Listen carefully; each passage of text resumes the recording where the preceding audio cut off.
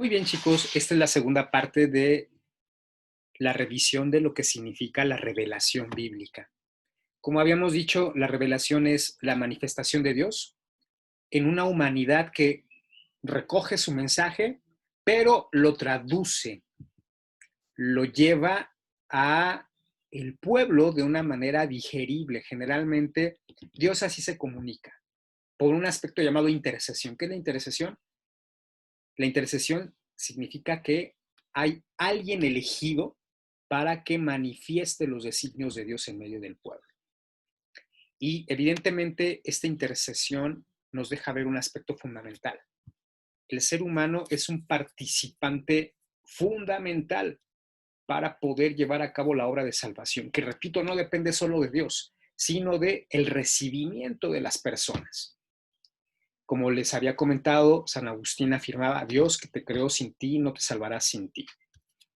De tal manera que la misma Biblia se escribe bajo la intercesión de los escritores sagrados llamados agiógrafos. Así se llaman los escritores sagrados, agiógrafos, con G de gato y con H al principio.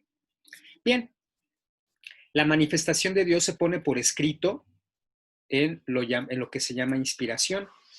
Hacia el año 5004 antes de Cristo tenemos la primera datación de el escrito bíblico, pero hay que decir algo muy importante.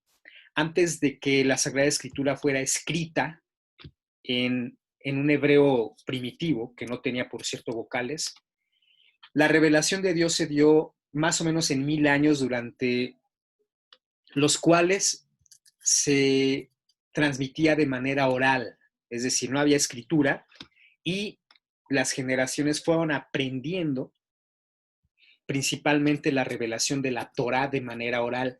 Y hasta el año 5004 es cuando se fija en un escrito, en una lengua que no tiene vocales y que finalmente recoge la tradición oral. ¿Cómo definimos inspiración? La inspiración es la acción divina sobre la mente y la voluntad de unos hombres para que fijen en libros esa revelación de Dios. La inspiración, como su nombre lo dice, es una moción interior que hace que la creatividad humana despierte y manifieste, de acuerdo a su propia personalidad, la voluntad de Dios. Entonces nos vamos a encontrar con que la Sagrada Escritura tiene distintos estilos literarios, tiene distintos modos de proyectar la realidad y al mismo tiempo nos permite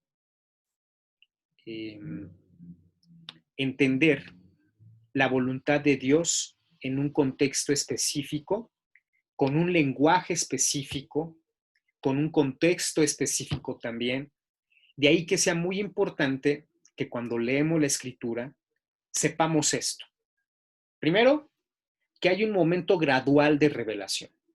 Por ejemplo, el libro de el Génesis habla de Abraham, ¿no? Y Abraham, que tiene varias mujeres.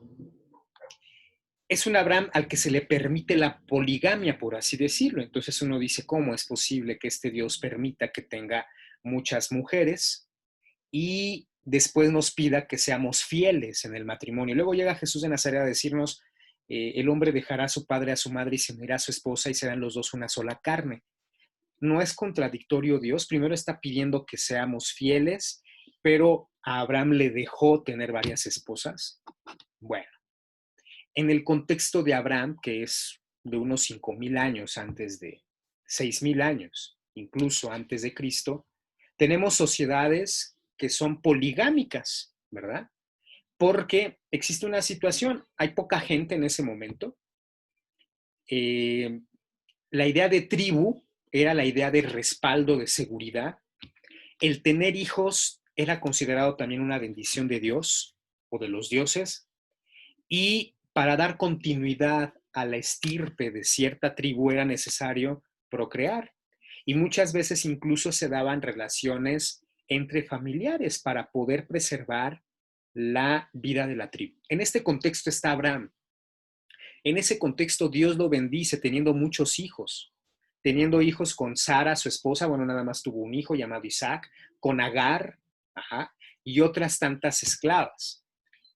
Finalmente nos damos cuenta que la inspiración de Dios habla al ser humano en un contexto en donde todavía no entiende el sentido de la ley, pero que va irrumpiendo poco a poco para manifestar gradualmente esta ley de Dios.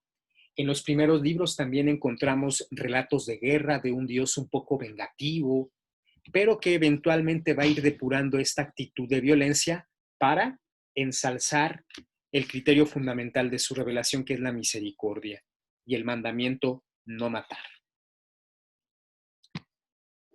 ¿Cómo actúa la inspiración? La inspiración actúa en el entendimiento, iluminándolo, para que los agiógrafos comprendan lo que Dios quiere decirles, mueve la voluntad para que escriban lo que Dios quiere, y cuida para que no se equivoquen en nada concerniente a la salvación.